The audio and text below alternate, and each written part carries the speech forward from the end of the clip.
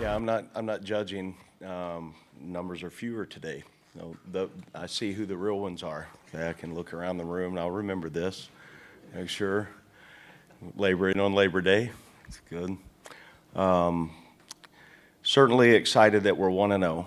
Also look at we're so far from where I think a finished product will be. And guys understand that. And I think in coaching and teaching, you look at teachable moments and able to learn from your experiences. We left a lot on the field in all three phases. So it's nice to be in a position that you win a game, but also we know that we can and will be a heck of a lot better week two, and excited about that, what the process of that looks like.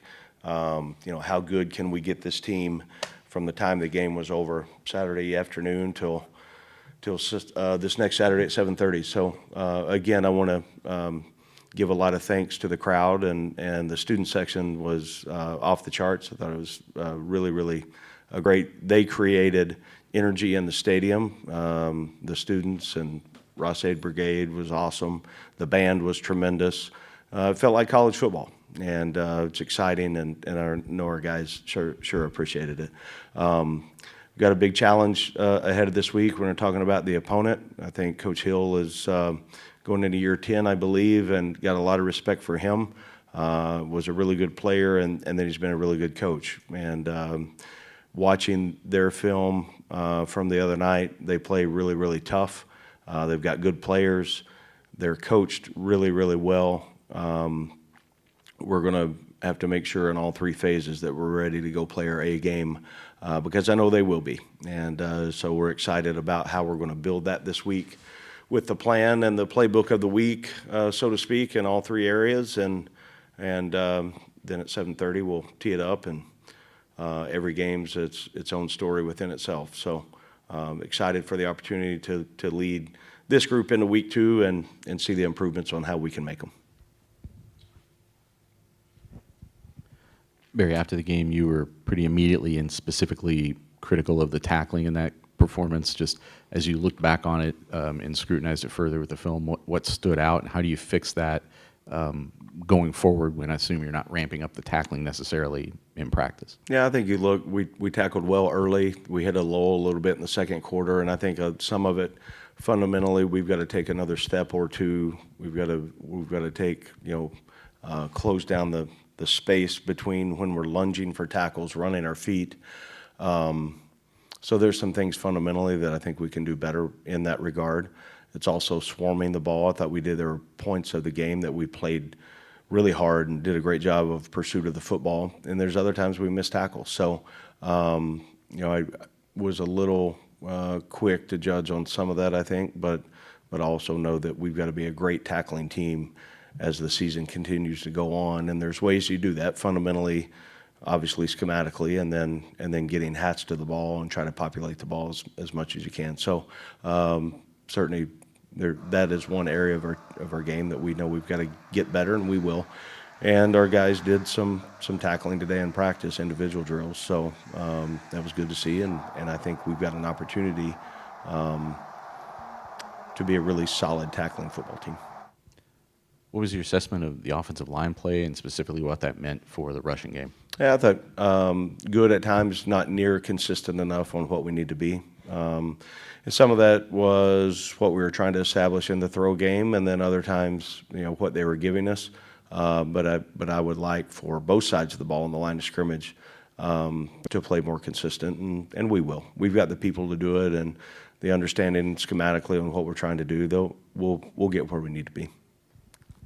Going off of that, Josh said that a couple weeks into camp, Braden Joyner wasn't a guy being considered for that center role.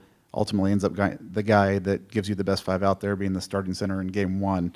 What has he done to elevate himself? And, it was almost noticeable when he came out of the game there at the end of the first half. Yeah, I think rep count, during fall camp, he missed a little bit of time. So just getting him back into the flow of that position's really hard on the way we're doing things. From a communications standpoint, there's a lot on that position. And I think this continuity with he and Ethan and Jalen in the interior three, I think the more and more they're together there, that's going to help. But we also know that, you're a play away from not having that. So the rotation on what it needs to be, whatever 5 we put it out there, we've got to be able to go execute at a high level. What challenges does Southern Illinois present that maybe you need to see after playing a game and winning 31-0? Yeah, I think they pulled their starters so early the other night because they got up on their first opponent. But it really impressed with their quarterback and his play. He's got makes throws and runs well and is elusive in breaking tackles and looks to me like he's got really good speed. I think they're, a couple of running backs they played the other night are big and powerful in the way they finish runs. Defensively, very, very impressed with their front 7. I mean, they're attacking downhill. They're playing on their other side of the line of scrimmage. And then secondary, they played about whatever they wanted to the other night and had success. So they've got talent. And again, I think they're very well coached, and we need to have a great week of preparation.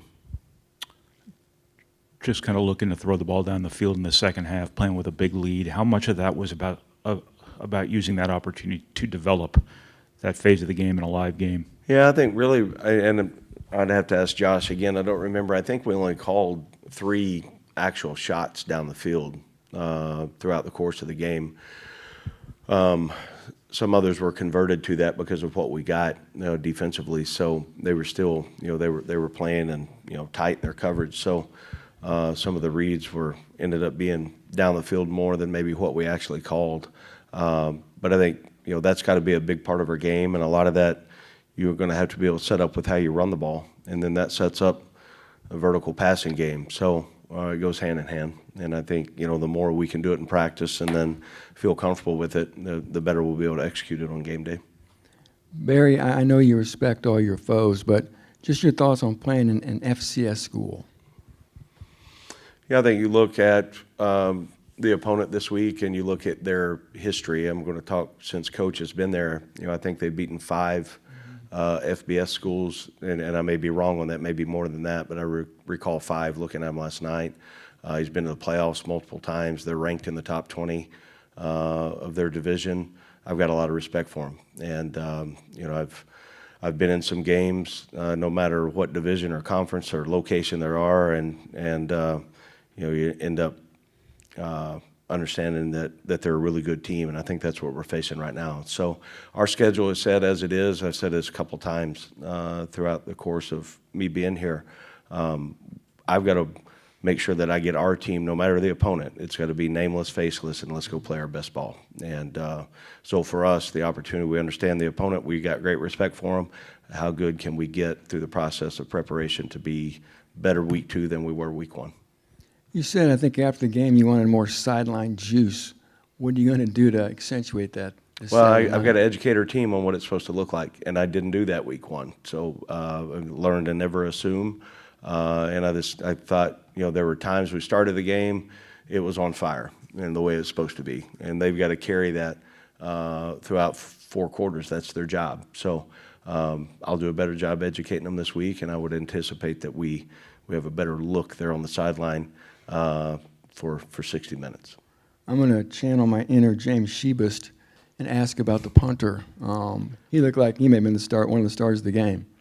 James McAllister. If you're actually channeling your James Shebust, you missed a couple of words in there on your descriptive, I think, adjectives. Well, this is an adjective or an adverb. You use a lot of different ways. He did a great job. I think we had 49.2 yards in his punts. We had 3 downed inside the 12-yard line. Obviously, a big part of the game. You look at average starting field position for us. That's one of our big measurables. And we had almost 10 yards difference in where we started compared to where they started. And that's all 3 sides playing complementary football. But certainly he did a great job on placing the ball where we needed it to play. Hang time and then field location was exceptional. How do you celebrate win number 1 Saturday? Well, we had a lot of people in town, which was great. A lot of people that I'd been different places with over the years, or lived, and friends and some family. It was pretty low-key and pretty boring, so got on the next opponent pretty quick. They played it, I think, kicked off at 7:30, so got a chance to watch them there, and then hung out with friends and family, and I fell asleep pretty early. Can you give us any update on Jewel Hall? It didn't sound good Saturday, or Denali Morissette. Yeah, Or, you know, again, Jalil will be out for significant time. I can't put a timetable on it yet. Morissette's getting really close to making the next step in his rehab process. Did not practice today. We'll see where he's at tomorrow.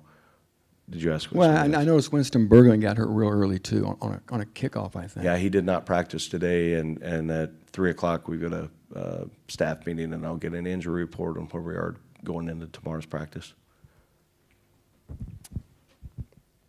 Josh talked about Michael Jackson's consistency. I was just wondering what you saw from him on Saturday, and what that veteran leadership can do for Ryan Brown in the passing game. Yeah, it's, anytime as a quarterback you can have somebody, groups of guys, or maybe one or two as you start here, that you can count on and understand, dependable. That's a great feeling. I think Mike has provided some of that because he does it every single day in practice. He's consistent and he works extremely hard. We're counting on him in the return game. And then offensively, you can see, the more and more how he's going to continue to earn opportunities. This is the way he prepares and practices. I forgot to ask, do you guys establish any sort of like players of the week, any kind of like, as you go back and grade guys game to game, did you have anybody? We always, as a team, we watch every special teams clip together, and the entire team's in there. So we give a special teams player of the week award away. We give a look squad player of the week on offense, defense, and kicking. And then we will recognize certain plays, 1 to 2 to 3 on either side, that just extra effort, mental strain, and toughness that doesn't show up in the stat book. So we did that this morning, and good for guys to understand, and get recognized in front of their peers. I think that's always a positive. Who was a special teams player of the week? Jaheim Merriweather. His speed down the field on kickoff coverage really helped in a lot of ways. He was good on punt return, and he's making progress. Do you feel like those sorts of things are important from a coaching perspective, just to make sure you're getting that recognition down the roster? Because that you can go pretty deep. Well, on the when roster you put it on display for everybody to see, and the standard is and the expectations are how we're going to go play, and then you put it in front of the entire team, it's pretty recognizable, the guys that are playing the right way and doing great things, and we're going to celebrate that. And and we're getting close. I mean, eventually it's going to be like the really cool thing to be. It's like the player of the week, and there's a lot of times it won't show up in the stats on who that is. It's going to show up on just playing hard and doing things the Purdue way. You guys